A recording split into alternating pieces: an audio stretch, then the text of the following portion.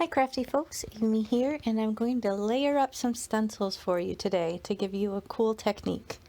Starting off with the products that I'm using, I have my handy dandy Make Art Station tool and a couple of awesome stencils from A Colorful Life Designs. This is the Heart Hug and the Rainbows Everywhere stencil, and you will see in a little bit I will bring in the fabulous Cloud Edger as well. But all the stencils are from A Colorful Life Designs, and I do have a coupon code, so if you shop, be sure to save on your entire order with my coupon code AMYFAN10. Here's the card that I'm going to make for you today. As you can see, it has a lot of dimension, but don't be tricked. It's faux dimension. There's really only one extra layer on that card, and I'm going to show you how I did it. So this heart hug stencil is awesome because, as you saw, it comes with the positive and negative space. And that allows you to really kind of amp up this stencil and use it in all different ways. So as you can see, I decided to kind of move it off to the left of the card panel, letting it kind of hang over the edge, and this is going to free up some space to the right of the stencil just so I can do some more fun things with the design. So I'm going to use the magnets, and I have some post-it tape just to kind of mask off the side of the stencil, and I'm wanting to come in initially with a very pale blue or a teal. So I'm not actually adding any ink to my blending brush. I'm just using the residual ink that's on there and kind of lightly going over all around the edges. Now this is going to give definition to the shape in terms of, kind of putting a light blue outline on the heart as well as the arms, but knowing that I'm going to come in with different layers. So here's where I bring in the fabulous Cloud Edger, and I decided to just subtly go over a couple little spots. Now this is pretty hard to see on the film, but you can see it in person, and it just adds a little something extra to the background. So now, with still leaving that heart hug stencil in place, I'm going to layer on top of that still with the hearts everywhere.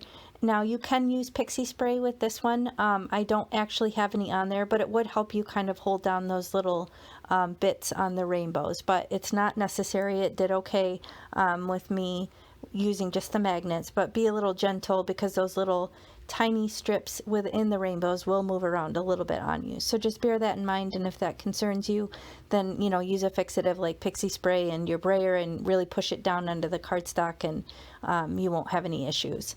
So I'm just using 4 of my yummy colors from Catherine Pooler Inks. I just got this mini ink set. This date night collection has been out for a while, but only in the full size ink pads. And if you've watched any of my videos, you can probably see I only collect the minis. So I was super excited for this mini stamp pad set to come out recently, and I got my hands on it as soon as I could. So I took 4 delicious colors from that date night stamp set and just kind of created a rainbow with these little rainbows within this stencil. Now it's time for the reveal. I'm just going to pull back the magnets and that top layer, and then the post-it tape and the heart hug layer, which is, stuck down a little bit with the pixie spray. And there's the reveal. Now, I'm a little underwhelmed. I don't know if you guys are too, but that's the beauty of this inner portion. So when Mary Kay at A Colorful Life Designs gives you the inner portion of a masking stencil like this, then you can kind of kick it up a notch. So that's my plan here. I do have a little bit of pixie spray on the back of this, so I use the brayer to really push that back down, and that essentially covers the area that you already ink blended.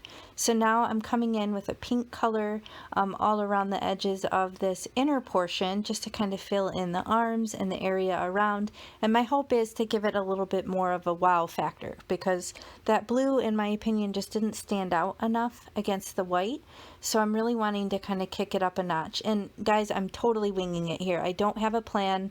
I'm just playing. I'm having fun with my stencils and my gorgeous new ink colors. So you're just seeing this in real time. I don't have a plan. So that's a little bit better, but it looked a little weird. My color choices with the yellow and the pink made it look a little bit fleshy, not in a good way, kind of like inflamed fleshy. So I decide I don't like that, put the mask back on it, brayer it down again, and then I decide to just make the whole thing kind of a bright pink. So it's not a natural skin tone, and that's okay. It's just going to be whimsical and fun, and more of a bright pink color. So that's what I'm doing here, just kind of working my way around the image, kind of getting rid of the yellow corally skin tones and just making it all pink. And then I am going to come in from the other side with the teal and kind of bring that color in as well, adding a little bit to the blending brush just to kind of kick it up. And then I'm letting it overlap that pretty, I think I have the cummerbund color. Cummerbund is how I say it. It's spelled cummerbund. But I'm letting those two colors overlap, and it kind of creates a little bit of a purple color, again adding to the whimsical look and not so fleshy like it did a moment ago. So I'm going to come in on the corners, kind of like a little bit of a vignette, and that makes it look better in my opinion there. So again, I bring back the cloud edger just to add a little something extra to the edge where I have it teal, and kind of give it a little bit of continuity with the inside of the heart. And then we'll remove the inner portion again and see there, much better.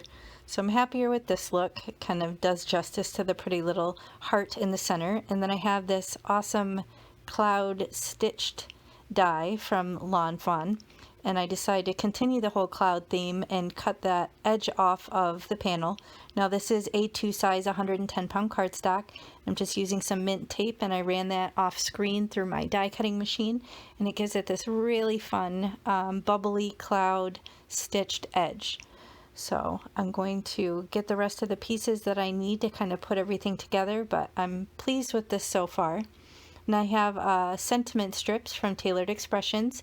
These come in one big stamp and one die, and then you can buy those optional storage boxes, which are just fabulous. I'm going to attach that with these little foam strips. Now these are not the Doris kind. They're a little bit lower profile and a much better price point. So I will link those below. I get them from Amazon. I think you get like 500 for $9.99 or something like that. So it's a really good deal. It'll take me quite a while to get through that many, but I will link that with all the other products as well below in the video description box. If you expand and scroll down, you'll find all the details there. Just using my T-square ruler just to kind of make sure that's on there straight. Take it off, put it back on, figure out how I want it. Being a little bit fussy here, but got to make it work. It's got to be straight, right? So this is really the only actual dimension. I mean, I do have that layer attached to an A2 size card base, but it's not popped up with foam tape or anything like that, so it's not giving it a whole lot of dimension. And like I said, those foam strips are not very high, so this will be really easy to ship. A lot of the faux dimension comes in with just layering up those stencils. So when you use those masking stencils, you can really get that wowza effect and make it look like you have layers. Now this is really hard to see on the screen, but I did continue on a little bit of those rainbows everywhere onto the inside with just some residual ink so that it's nice and soft. And then I have the Sending Smiles Across the Miles to finish off the inside of the card, give it a little bit of continuity from the front of the card, and that finishes it. So has this look of several different layers, doesn't it? But it really only just has that one layer. So I hope you enjoyed this. I hope this inspires you to get out your stencils and combine them in different ways to see what fun and interesting looks that you can come up with. Now there are loads of stencils in the shop at A Colorful Life Designs, hundreds if not thousands, so be sure to check it out. I will link that as well as my coupon in the video description box below, and I hope you enjoyed it. Thanks so much for watching. Have a great day. Bye.